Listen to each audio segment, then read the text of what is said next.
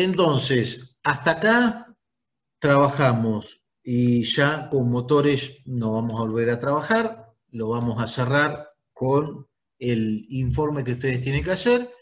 El próximo tema que yo les voy a dar, previo a eso hay que hacer todo un pequeño repaso, es la eficiencia energética en transformadores, para que, bueno, por dos cosas. Uno, para ver y que ustedes puedan discernir entre la adquisición de un transformador de una característica y de otra, y también para el momento que yo puedo poner más de un transformador en paralelo, saber cuál me conviene y cuál no. Entonces, ese es el tema que se viene. Vamos a cerrar este tema con el trabajo que ustedes tienen que hacer. Si alguien lo leyó y tiene preguntas, me las hace, si no lo vamos, lo vamos leyendo y les voy diciendo qué es lo que quiero, cuál es el alcance y cómo deberían ir haciéndolo. Ustedes me dicen.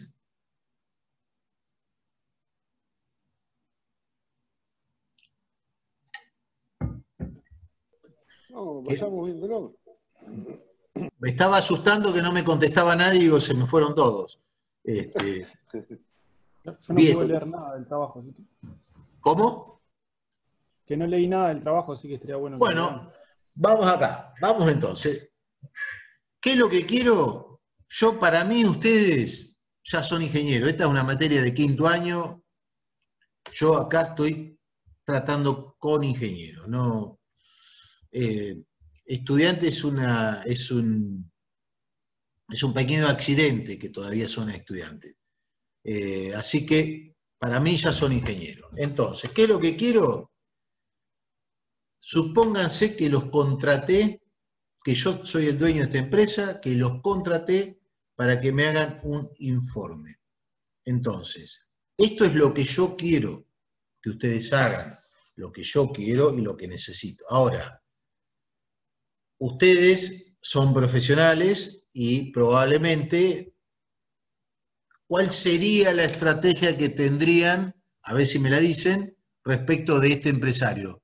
¿Qué les interesa a ustedes? ¿Hacer el informe? ¿Qué les interesa como profesionales? Lo que se les ocurra, ¿eh? ¿Qué les interesaría si les dan este trabajo? Que me contraten para hacer ese trabajo. Cobrar una buena moneda. Por eso. O sea, ¿qué nos interesaría? ¿En qué sentido? ¿Qué les interesaría a ustedes como profesionales? Yo le digo, yo les necesito contratarlo para esto. ¿Qué visión tienen ustedes como profesionales si este es un trabajo que tienen para hacer? A ver, a mí particularmente me parecería un trabajo interesante, o sea que se puede hacer un buen estudio y proponer una buena solución, ¿sí? Técnica y económicamente. Bueno, a partir de ahí vemos a ver cómo cerramos los números, ¿no? Bien. Pero creo que es un trabajo interesante como para hacerlo, ¿no? Que incluso puede servirnos como experiencia y como currículum para posteriores desarrollos. Perfecto, o sea que ya lo que vos has visualizado es un tema formativo tuyo, pero un buen antecedente para acceder a otros trabajos. A ver, ahí ya hay una visión. ¿Alguna visión más?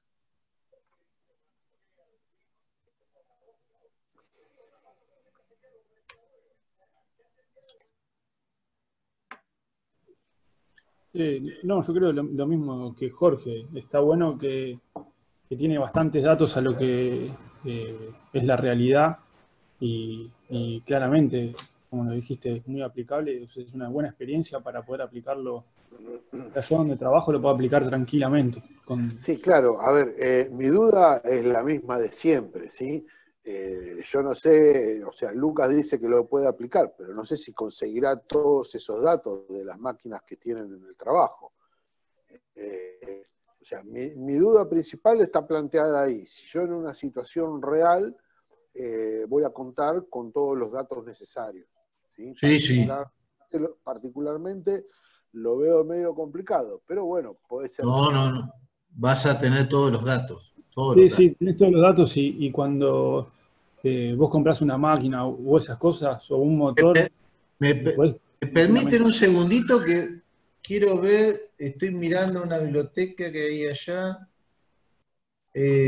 No, los tengo en mi casa. Sí, Eh, o sea, yo más que nada lo que me preocupa, lo que me preocupa, yo más que nada me refiero a, no a una empresa, digamos, a una pyme medianamente organizada, ¿no? Sino por ahí a un tallercito o a una muy pequeña empresa, que en general suelen tener máquinas viejas, ¿sí? Y que posiblemente no tengan ningún dato, ningún antecedente, ¿no? Y bueno, sí, está bien que en general ese tipo de empresa no suele hacer análisis de este tipo, ¿no? Pero bueno, puede caer. bueno, Sí, después yo te voy a digamos, dar una solución que me acaba de, a raíz de lo que vos estás pensando, se me acaba de ocurrir. Bueno, a ver, otra visión más. ¿Alguno? Ahí, Fernando. A ver qué tenemos ahí a yo lo que Fernando. creo es que, digamos, esta clase de estudios sí, me serviría a mí como profesional para tener como experiencia en caso de que tenga un trabajo igual a futuro, digamos, si otra empresa me llega a contratar para esto, para hacer un análisis de este tipo, sería... El tema es que yo creo que esta clase de estudios están un poco acotados, porque por ejemplo, como decía Jorge recién, si querés aplicar esto a un taller, la verdad es que no tenés máquinas que funcionen 24 horas al día, o sea, las máquinas tienen ciclos de funcionamiento no periódicos, digamos, y es como que tal vez el ahorro no sería tanto como en el caso de este ejemplo, por ejemplo, yo sé que son 20 horas fijas por día y listo, digamos. Pero sí, en caso de que me tope con algún pequeño taller o alguna pyme que tenga esta visión de ahorrar, sería bueno para aplicarlo. Sí, yo creería más bien que está apuntado a una empresa de tipo mediana, ¿no?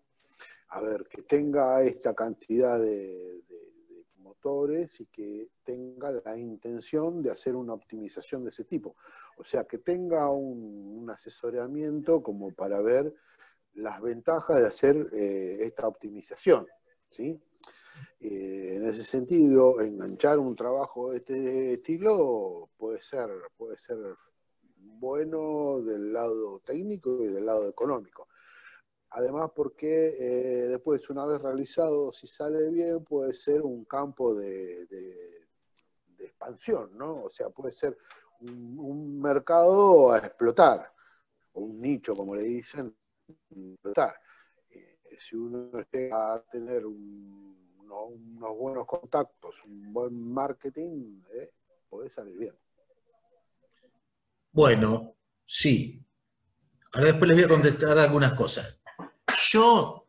A ustedes les falta el tema comercial. Si ustedes tienen la posibilidad de semejante obra, de asesorar para tener un ahorro importantísimo, lo que yo le apuntaría sería hacerle la obra luego.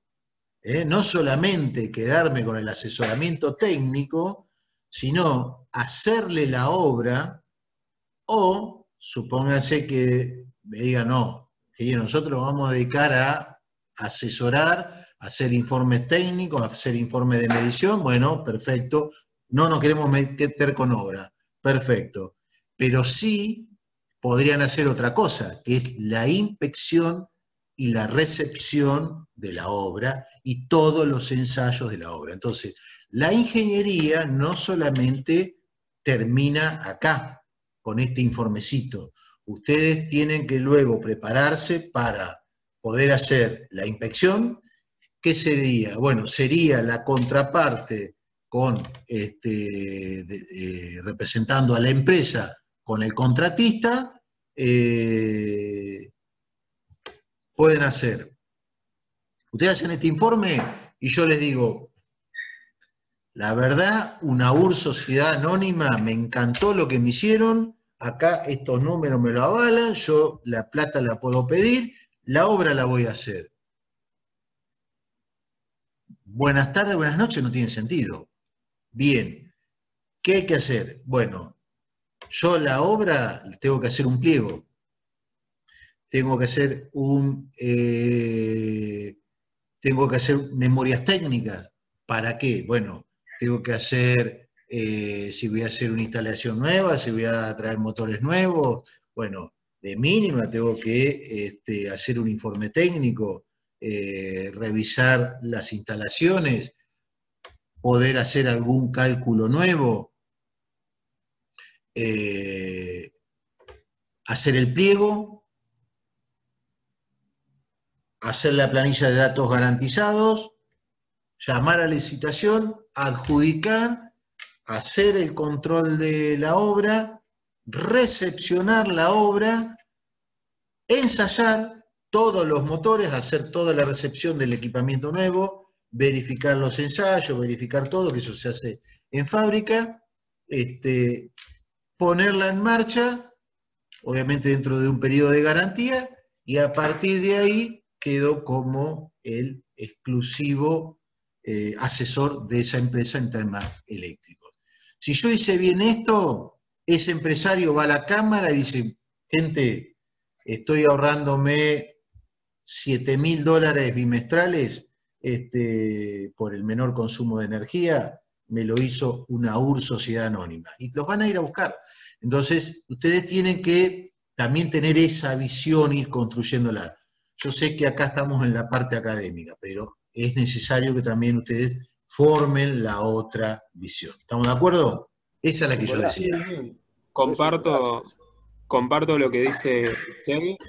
Yo lo que digo, digamos, es uno cuando arranca, digamos, cuando recién sale de la facultad con el título, tal vez no tiene, digamos, pienso yo, tal vez no tengo los recursos como para ponerme a hacer yo por mi cuenta toda una obra. O sea, necesitas un equipo de contratistas, necesitas gente de confianza, todo eso, digamos. Lo contratamos a Luca y a Sergio. Lo que pasa es Bueno. que acá hay muchos chicos que justamente eso lo saben muy bien. Pero bueno, sí, a mí me pasó lo mismo. Yo lo que he hecho nuevamente con obras, voy al mercado, me elijo de las mejorcitas y me asocio. Me asocio, digo, bueno, vamos a hacer esta obra y ustedes trabajan para mí y ya está. Pero bueno, es una visión. Bueno, vamos a la segunda parte. Viene un tallercito que tiene 8 motores, pero y que trabajan sí, trabajan no. Bueno, ¿qué hago con eso? Bueno, agarro la factura de luz. Yo le tengo que agarrar la factura de luz. Entonces ahí podemos ver más o menos cómo está gastando esta persona. Y sin duda podemos estimar, de acuerdo a los motores que tengan, de acuerdo a la antigüedad de los motores que tengan. Nosotros agarramos un catálogo ABB, un catálogo Siemens, un catálogo Serweni, de los viejos motores Serweni, Motormech, Almo, motores que se hacían acá en la Argentina, y más o menos los rendimientos no van a cambiar. Entonces, yo puedo tener algo bastante aproximado y puedo sacar el ahorro que le puedo hacer a esta persona. Lo puedo sacar tranquilamente. Porque estaban bastante normalizados, lo que pasa es que, bueno, ahora se han mejorado, pero esos rendimientos están normalizados, así que si no tienen, lo puedo sacar. Si tengo motores a la generación anterior de los motores de la década del 80-90, que son los de la década del 70, aquellos motores que tenían ciertas aberturas de ventilación, que son más viejas, bueno, puedo bajar un poquito el orden de magnitud del rendimiento, pero le puedo sacar un ahorro mínimo tomando el rendimiento de los motores superiores. Y lo saco. Con eso ustedes pueden hacer, a lo mejor para una persona, 3.000 pesos, 4.000, 5.000, 7.000 pesos mensuales de electricidad, puede significar muchísimo dinero. Entonces siempre vamos a tener una forma directa o indirecta de poder determinar o de poder hacer un estudio, ¿sí? Y si no, directamente lo que hacemos es, podemos medir la potencia y ya vamos con potencia consumida. Bien. ¿Alguna otra duda? Sí, profe, yo le quería consultar. Usted, todo este análisis se refiere a motores, digamos, pero en un taller chico, mediano, según tengo entendido yo, lo que más abunda son las máquinas eléctricas manuales, que esas también son motores, en Sí, definitiva. sí, En ese sí. caso, por ejemplo, si no sé, tengo una moladora que no sé, tiene 30 años y la quiero cambiar por una más eficiente, No, ¿eso todavía cómo se no, hace? todavía no llegó a ese rubro la eficiencia. Ah, está bien. Son potencias, son 450 vatios, una moladora de 1 kilovatio ya es otra cosa, todo lo que sea máquina herramienta manual, porque lo que es máquina herramienta manual utiliza motores universales. El motor universal es el motor, Claro. que recuerdan, el motor de corriente continua, que se puede utilizar también en corriente alterna. Entonces, ya de por sí el motor de corriente continua tiene un rendimiento bajo. Cuando lo uso en corriente alterna, por todo lo que es el fenómeno de conmutación, baja aún más o menos pueden estar en el orden del 40 y pico % del rendimiento. Así que, no, ahí no podemos hacer nada. Aparte, son cargas intermitentes y de corta duración. No podemos Claro, hacer. sí, no tiene sentido, digamos. No, un tallercito es cuando tenemos motores y con funcionamientos elevados. Ahí es donde hay que trabajar. Puede ser que también tengamos consumos importantes, bueno, ya vamos a ver algún ejemplito, de lo que es iluminación. Entonces ahí también se puede hacer una estrategia de cambio de iluminación, y ahí también, porque a lo mejor puede ser, supóngase, una textil donde hay confección, donde hay mucha máquina de coser y hay mucha iluminación y mucha superficie, y hay refrigeración y o calefacción. Bueno, ahí también hay que cambiar un poco la estrategia y probablemente haya que trabajar sobre la iluminación. Okay. Bueno, vamos entonces, estudio 1. Ustedes tienen que hacer un análisis y un informe de eficiencia energética para una planta industrial. Bien, esta planta tiene 20 motores asincrónicos, todos de la misma potencia. El ambiente de trabajo ronda entre los 17 y 25 grados de temperatura. ¿Por qué les doy esto? Porque ustedes tienen que especificar luego el motor. Y para especificar un motor, por lo menos tienen que saber en qué ambiente va a trabajar.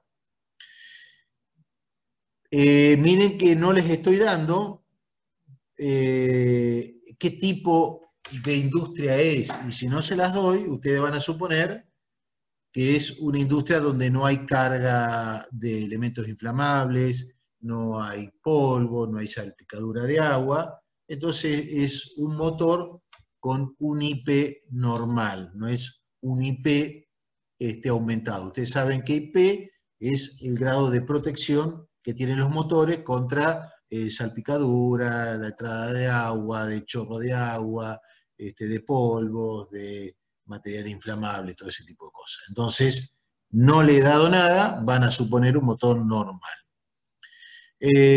Todos los motores están en posición horizontal, bueno, porque cuando lo especifiquen también tendrán que especificar el motor para qué emplazamiento es. Esto es importante.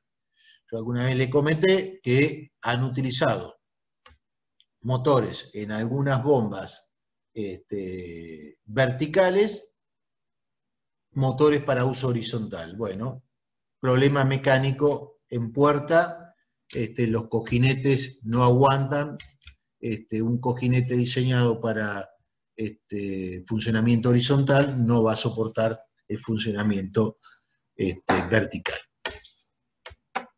Se los utiliza en velocidades cercanas a los 1500 vueltas. Con esto ya le estoy diciendo la cantidad de polos que va a tener la máquina, ¿sí? 1500 vueltas. Cercana, ¿por qué cercana?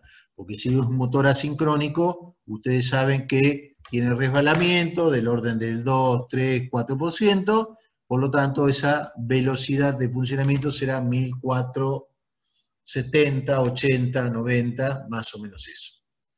Las características a plena carga de los motores de inducción son: lo vamos a alimentar con una red de 480 volts, en estrella, ahí ya les va a dar la potencia que tienen los motores, 50 Hz, consumen 60 amperes, con un factor de 0,85 en retraso.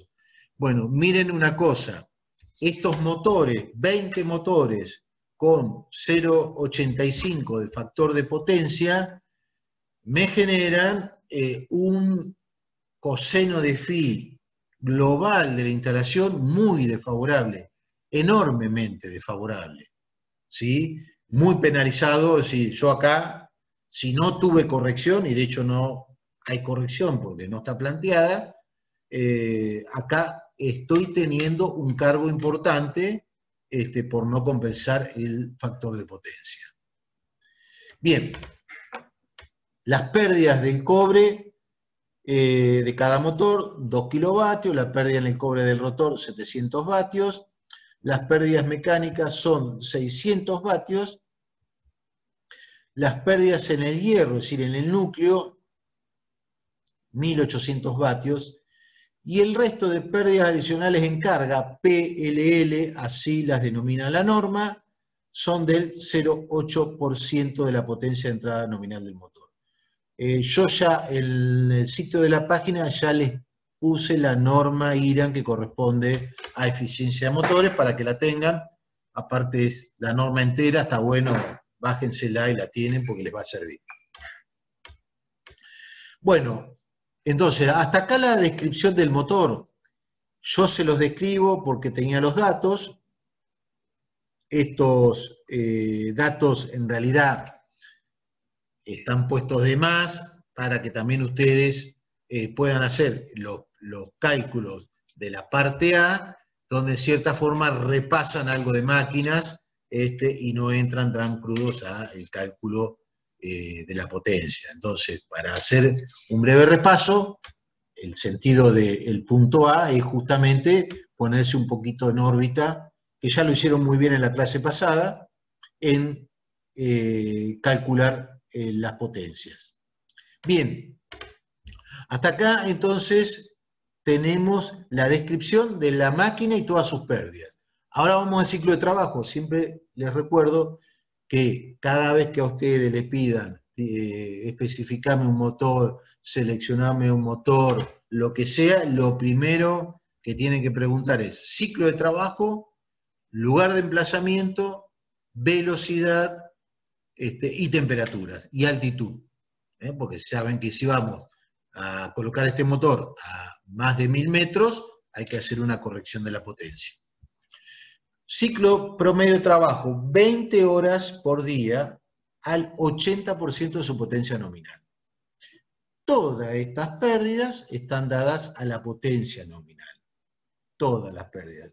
Bueno, acá están dadas al 80% el motor va a funcionar al 80%, quiere decir que deberíamos hacer algunas correcciones. Lo que se pueda, hacemos las correcciones para el 80% de la nominal. Bien, se quiere hacer el estudio de eficiencia, para esto se quiere conocer el consumo diario y determinar el nivel de pérdida de los motores. Bueno, se propone conocer potencia en el entrehierro, era la diferencia entre la potencia de entrada del motor y la pérdida en el estator. ¿Recuerdan? Esto lo vimos en la clase pasada. Potencia mecánica interna, la diferencia entre la potencia del entrehierro y tengan en mente el circuito equivalente del transformador, hay que restarle las pérdidas en el rotor. Potencia de salida del motor, a estas pérdidas mecánicas les debo restar las pérdidas mecánicas, las adicionales en cargas y todo lo que sea ventilación, todo lo que está por fuera del eje. Y ahí tendría la potencia de salida. Con esa potencia de salida y con este consumo que tengo de 60 amperes, voy a poder calcular el rendimiento del motor. Si utilicé 60 amperes y utilicé todos esos valores, lo que ustedes están calculando es el rendimiento a potencia nominal. Como pide al 80%, habíamos visto que teníamos que utilizar 54 amperes para el rendimiento al 80% y corregir el valor de las pérdidas de el rotor y las pérdidas del estator. ¿Sí? Bien. Informes de consumo y posibles medidas en lo que viene. Bien, la parte B, o sea, hasta ahí, ¿yo qué hice? Bueno, hasta ahí podemos decir que es un cálculo simple de máquinas eléctricas. Calculé para un motor, conozco el consumo a potencia nominal, conozco las pérdidas y calculé el rendimiento. Tema, como me piden que lo haga al 80% de la carga, solamente voy a corregir las pérdidas en el estator. Y en el rotor. Lo que son pérdidas de vacío no las voy a corregir porque esas pérdidas dependen de la tensión y no voy a corregir ninguna otra pérdida. Podría hacer alguna corrección, pero no. La velocidad a menor potencia puede ser que sea un poquito superior y las pérdidas de ventilación o adicionales puedan variar, pero es mínimo. Entonces ahí no cambio nada. Digo para que no se complique. Bien. Vamos a ver el informe. Entonces, calculamos el rendimiento para el 80% de la carga del motor. Determinamos las pérdidas para el 80%. Calculamos la energía total consumida por la línea de montaje en 24 horas. Yo voy a tener el consumo, lo voy a multiplicar por las 20, como si ese motor estuviera andando, en un ciclo de trabajo de 24 horas, en realidad me habían dicho que trabajaba 20, ¿sí? 20. Se supone, y esto es importante porque no está aclarado acá, que las 4 horas restantes el motor no queda en vacío, por lo tanto todas las pérdidas son cero, porque ojo, podría quedar el motor funcionando, porque tengo que mantener algo en funcionamiento por una cuestión del proceso productivo. En ese caso debería incluir las pérdidas de vacío, salvo las pérdidas en el... tengo que incluir todas las pérdidas, porque la corriente de vacío de esta máquina es importante, entonces voy a tener pérdida en el rotor, pérdida en el estator, si bien son menores, pero las voy a tener. Entonces, tendría que incluirlas igual. En este caso no. Bueno, determinar el ahorro en energía anual considerando 250 días laborables. O sea, a lo que yo tuve en un día, que es el consumo por las 20 horas que funciona, si bien lo vamos a hacer diario, pero bueno, en el diario funciona durante 20 horas. Y veamos qué pasa si podemos mejorar el rendimiento en un 1,5% para cada motor. Entonces, vamos a sacar la diferencia de potencia consumida si el motor es 1,5% más eficiente y damos un valor de energía anual que nos vamos a ahorrar. Si eso luego lo multiplicamos por el costo de la energía, nos va a dar el valor que lo puedo multiplicar por 0,111, nos va a dar un promedio en dólares del valor de la energía que me ha ahorrado anualmente. Bien. Profe, ahí me quedó una duda. Sí. Con el 1,5, o sea, ¿cómo sería en el cálculo? Si, por ejemplo, ya nos da un rendimiento, por decir algo, de un 90%. ¿Hacemos todo el cálculo de nuevo con un 91,5 sería? Exacto. Sí. Ah, es eso, nada más. No, por Nada las más. dudas. Perfecto. Nada más. Que en realidad te sale directo, porque ya tenés el valor del rendimiento y tenés el valor de la potencia consumida. Claro, sí, por eso. Ah, está bien. Te sale directo. Bien, punto 5, para mejorar las penalizaciones de la compañía de energía, indique, seleccione un factor de potencia final para el 80% de la carga y especifique el banco de capacitores a conectar. Potencia, capacidad, forma de conexión. ¿Qué le estoy diciendo? Bueno, a criterio de ustedes, seleccionar un factor de potencia. ¿Podemos ir a uno? No, a uno puntual lo podemos suponer, pero cuando hagamos los cálculos se nos va a mover un poco el número, porque los valores de capacitores son normalizados y también otras cosas. Ahora, a mí me queda una duda. Cuando nos pide, bueno, la potencia del banco de capacitores, se me ocurre que la podemos calcular haciendo el triángulo de potencias entre la potencia activa, reactiva y aparente. El tema de la capacidad y la forma de conexión. La capacidad no tengo mucha idea cómo calcularla. Y la forma de conexión, tengo dos opciones, tengo entendido. ¿En serie, en paralelo o hay alguna otra forma? No. La forma de conexión va a ser en paralelo, conveniente triángulo, y lo hemos hecho, Alejandro, lo hemos hecho en electrotecnia. Esto lo hicimos en electrotecnia.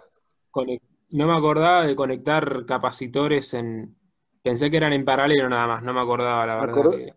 Acordate que estaban al final de la línea en el ejercicio de trifásica, Ale. Lo último que estaban eran los capacitores. Lo último que estaban eran los capacitores. Entonces, justamente, Alejandro, con el triángulo de potencias, vos vas a plantear potencia activa horizontal, potencia reactiva vertical, en función del coseno de phi. Lo que vas a hacer, te lo estoy dibujando en el aire y te lo puedo dibujar acá. Dame un segundito.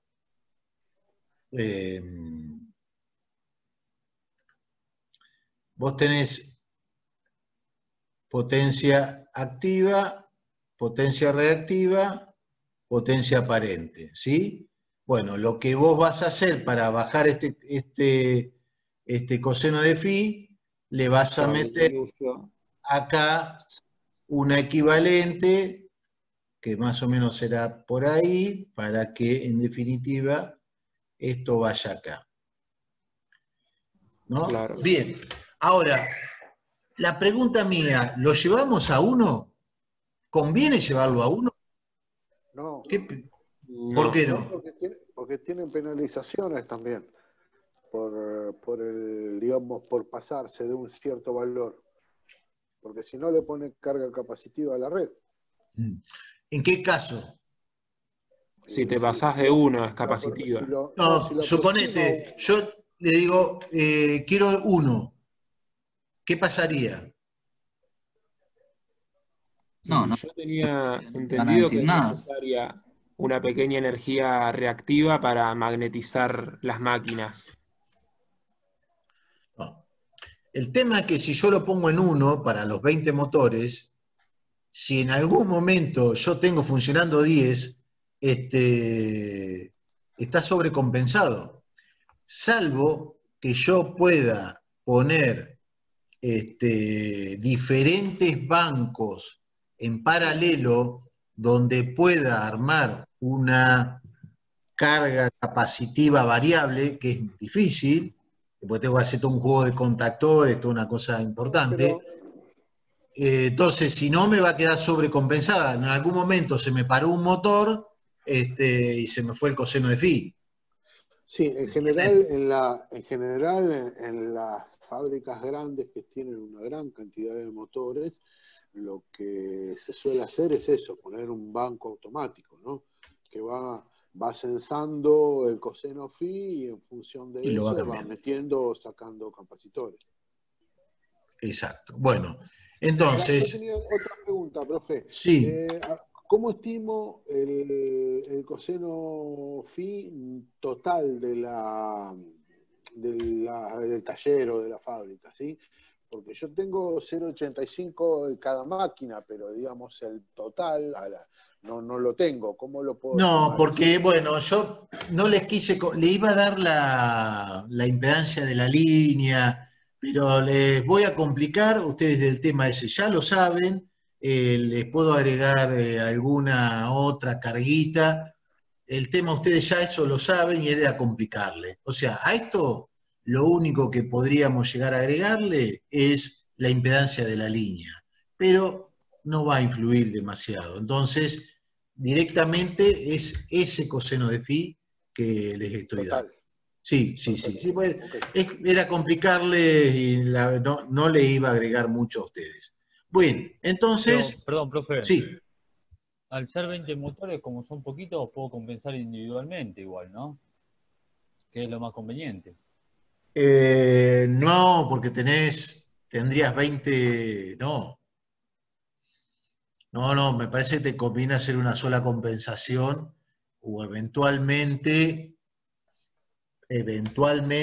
hacer 2 bancos, un ajuste grueso y un ajuste fino. Suponete, vos tenés, porque ¿cuál sería el tema? Suponete que nos plantamos en 1, ¿no? Y me están funcionando 8 motores y se me fue al diablo, se me hizo una línea capacitiva, una carga capacitiva me quedó. ¿Está bien? Entonces, lo que yo tengo que hacer es un valor medio para llevar esto a 0,90 y después un valor variable para llevarlo a 0,95, que es lo que normalmente se requiere. Lo que pasa es que si lo hacemos individualmente, como propone Sergio, no tenemos ese inconveniente porque cada motor ya está compensado. Sí, pero me parece que en 20 motores los costos se disparan ahí. No. 20 me parece que es mucho para hacerlo individual la compensación. Es mucho más caro, sí, mucho más caro. No tiene sentido. Entonces, en este caso vamos a hacer una cosa, yo se los dejé abierto, fíjense que no les pongo cuál es el factor de potencia, porque quiero que ustedes lo elijan, lo justifiquen, puedan hablar un poco de eso. Estoy diciendo 0,95, puede ser 0,96, dependiendo del valor de los capacitores que tengan que seleccionar y elegir. Y lo mismo, le digo que lo hagan en un solo banco de capacitores, o si alguno tiene ganas de jugar, Puede decir, bueno, lo voy a hacer en este arreglo. Voy a poner 2 bancos en paralelo o 3 bancos en paralelo, de tanto, de tanto y de tanto, por esta estrategia, y está bien, no hay ningún problema. Pero yo les doy las condiciones mínimas. En una época tuvieron ese problema cuando empezaron a aparecer en los lavaderos automáticos, porque de pronto ponían varios lavarropas con los motores andando y resulta que a los 2 o 3 meses les empezaba a caer el aviso de que tenían que modificar el cocina. Y ahí había yo tenía unos muchachos amigos que, o sea, ellos hacían instalaciones, pero uno de sus trabajos era justamente eso, corregir factor de potencia en ese tipo de lugar. Y contaban en general unos 10, 15 máquinas más o menos. Y es que es importante. No lo hacían individualmente. Y claro, porque tenían una penalización y en la cuenta le venían unas monedas.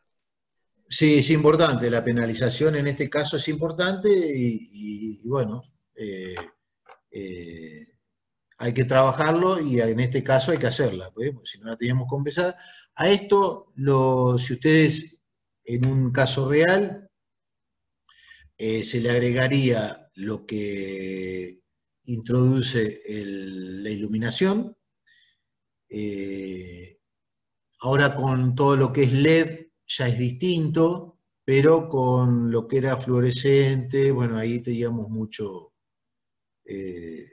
que aportaba mucho reactivo. Ahora eso se ha disminuido y bueno, alguna otra carga y lo que puede ser la carga de la línea.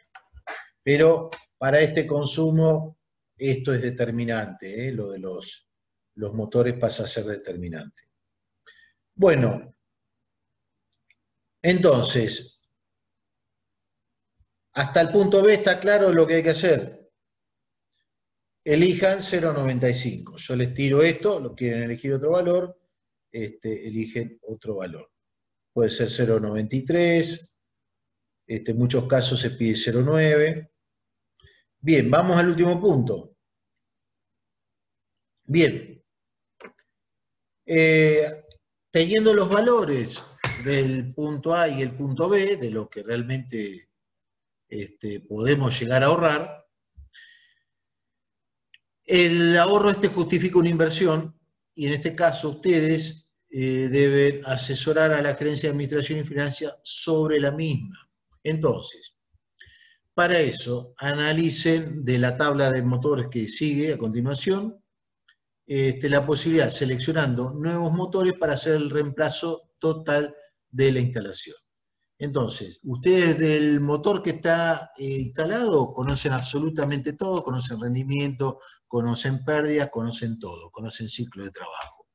Entonces, quiero analizar 2 opciones. O un IE2, que tiene un costo, valor de rendimiento mejor, que tiene un costo, o un IE3 que tiene un costo superior. Bien. Bueno, pero para analizar esto debería tener algún valor entre uno y otro. Entonces, el punto C tiene 4 puntos para hacer. Realizar un informe indicando en una tabla la diferencia de energía anual consumida entre la actual propuesta y el recambio a IE2 e IE3. Yo de la actual propuesta ya tengo todo, y ya la calculé. Para un IE2 e IE3, ¿qué debería ser para poder determinar el punto 1? Me vengo acá, que es la tabla que yo les di. ¿Qué potencia habíamos dicho que eran estos motores?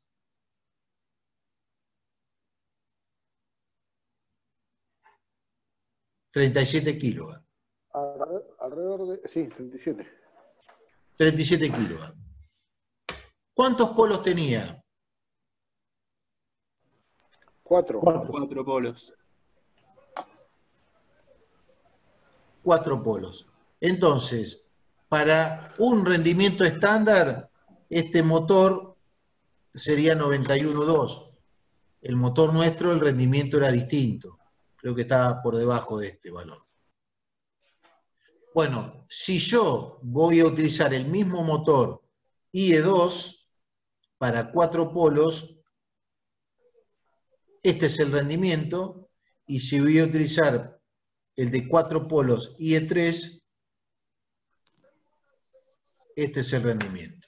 ¿Sí? Ahí tienen los valores de los rendimientos que van a utilizar.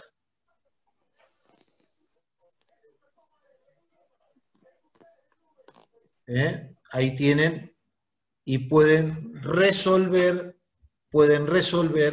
el punto que le estaba pidiendo. Esta tabla es la tabla de la norma IEC, la misma tabla para la norma IRAN, donde establece el valor del rendimiento de los motores. Fíjense acá. Pero si el motor que tenemos nosotros, que calculamos el rendimiento, era más bajo. ¿Cuál usamos? ¿El que calculamos o el que estaba en la tabla? Porque, no. Porque calcular... Claro, la norma da eso, pero por ahí, como comentaba el otro día usted, por el tema del uso ya bajó, ¿no? Sí, pero recuerden lo siguiente. Esta tabla ya está normalizada y fíjense acá. IE1, IE2 e IE3. Ya estos son los motores de cuando arrancó el tema de eficiencia. Cuando arrancó el tema de eficiencia. El motor que está ahí es anterior a estos motores, a cuando apareció todo el tema de la eficiencia. Por eso va a tener un rendimiento menor. Este IE1 es simplemente de referencia, no lo van a utilizar. Este no lo van a utilizar. Ustedes van a utilizar el IE2 y el IE3, ¿sí? ¿De acuerdo? Sí, profe. Bien, entonces, volvemos acá. No había visto bien el IE1, por eso. Claro, acá está, IE1, IE2 y IE3. Bueno, volvemos. Entonces, realizar un informe indicando una tabla la diferencia de energía anual. O sea, ustedes ya tienen el valor de la energía, el valor de la cantidad de potencia que requieren anualmente. Ahora, con los nuevos rendimientos, van a poder determinar el valor para IE2 e IE3. ¿Cómo se hace eso? Bueno, yo tengo 37 kilowatts de potencia nominal. Lo tengo que multiplicar por 0,8 porque había dicho que lo voy a hacer, o lo tengo que calcular al 80%. Entonces, 37 por 0,8, ahí tengo la potencia nominal del motor funcionando. Si a eso, potencia nominal resultante, la divido por el rendimiento, IE2 e IE3 me da la potencia absorbida. ¿Sí? A eso lo multiplico por 8 horas diarias, por 20 horas diarias de funcionamiento, por 250 días, ahí tengo la energía anual consumida por el motor. ¿Sí? Okay. Bien. ¿De acuerdo? Sí, sí. Bien, vamos al punto 2. De su decisión final, IE2 y IE3 especifica el motor para la compra en forma completa. Bueno, ahí verán la diferencia de consumo entre uno y otro, si es importante o no, para poder tomar una decisión que deberían tener. Deberían tener el valor de un IE2 y un IE3 para saber y poder, en cierta forma, comparar si conviene o no. Siempre va a convenir. Bien. Vamos a suponer que ustedes eligieron un IE2 y especifica el motor para la compra en forma completa. ¿Qué debo saber de un motor para la compra en forma completa? Tensión, frecuencia, velocidad, número de polos, clase de aislación, ambiente, emplazamiento, Ciclo de trabajo. ciclo, muy bien, Alejandro, ciclo de trabajo. Vamos a hacer siempre S1, potencia permanente. Ya con eso podemos especificar el motor para la compra. Punto 3. Vamos a ver cómo andamos con esto. Esto a lo mejor lo puede hacer uno, el que tenga más facilidades, y lo comparten entre ustedes, ¿no? Realizar una investigación de mercado con los costos de los motores y calcular el tiempo de recupero de la inversión en meses para ambas alternativas. Ahí van a aplicar la fórmula que les di en la clase de hoy, el tiempo de recupero. Lo ideal, a lo mejor, entrando a cualquier página en Europa, están los valores en dólares de los motores, y lo ideal es trabajar con una referencia a dólar, y después lo podemos llevar a los valores en pesos nuestros, ¿sí? Entonces, importante saber en qué valor puede estar un IE2 y un IE3. Bien, y el punto 4 es el punto, vamos a llamarlo el bonus track de este trabajo. Ahí les pido que realicen una investigación en el mercado sobre los motores sincrónicos para este tipo de aplicación, que pueden ser IE4 e IE5. Y en la misma indiquen las ventajas que puede obtener y también las desventajas si las hubiese. Hay una ventaja que a simple vista me puede dar de lo que hasta ahora hablamos. A ver si alguien me la puede decir, si elijo un motor de esta característica.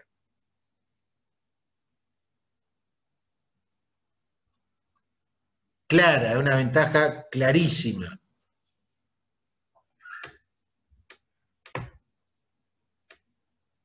Y con el rendimiento, obviamente. Eso seguro. También lo que se me ocurre es que un motor IE5 en comparación con un IE4, si tiene menos rendimiento, tal vez debería tener menos ruido. Eso me parece importante también. También, pero hay algo de lo que estuvimos viendo que este motor lo resuelve perfectamente.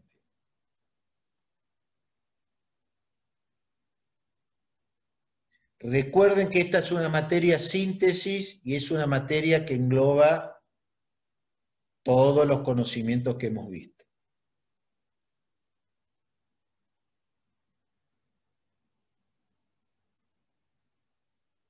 Si me lo dicen, cierro una tarde-noche con una gran alegría. ¿Qué hacía el motor sincrónico, aparte de ser motor? Compensaba factor de potencia. Pero muy bien, muy bien. Entonces, si compensa factor de potencia, yo manejando el reactivo de esta máquina, me zafo meter todos los bancos de capacitores. ¿De acuerdo? Esa es la ventaja que tiene el motor. Ventaja clara. Ventaja clara. Puedo compensar factor de potencia. Manejo el reactivo, lo pongo en factor 0,95 y listo. 0,98. Compenso factor de potencia. Tengo las mismas prestaciones. Tengo mejor rendimiento. Bueno, ¿qué desventaja puede haber? ¿Qué desventaja podría llegar a haber? Y de movida el costo. Bien, de movida el costo. Y también, probablemente, los motores sincrónicos quizás sean aplicables para potencias a lo mejor mayores. Pueda tener mejores prestaciones y se justifique muchísimo la diferencia de inversión. Para una planta industrial, a lo mejor podríamos estar pensando que como recién apareció esta tecnología, podríamos llegar a esperar. Ahora, claramente, la mejoría a la instalación la va a producir la corrección del factor de potencia, bueno, y con respecto a los consumos son mucho más eficientes. Así que, bueno, quedó contestada la pregunta 3. Para 37, bueno, fíjense los valores de rendimiento. Miren, para un motor de 100 kilowatts, un IE1 93.3 a 94.3, 1% de diferencia, y 1% con un IE3, 95.2. Bueno, esos son los valores. Ahora, ese 1% significa muchísimo, muchísimo en cuanto a lo que es la energía. Bien, entonces, quedó claro lo que hay que hacer, el informe. Este informe vence el 12 de septiembre, creo, que es un sábado. Así que tienen tiempo, no se dejen estar, es importante que lo empiecen a hacer, que lo empiecen a volcar a informe, de manera tal que las dudas que le van surgiendo, la semana que viene las podemos ir viendo.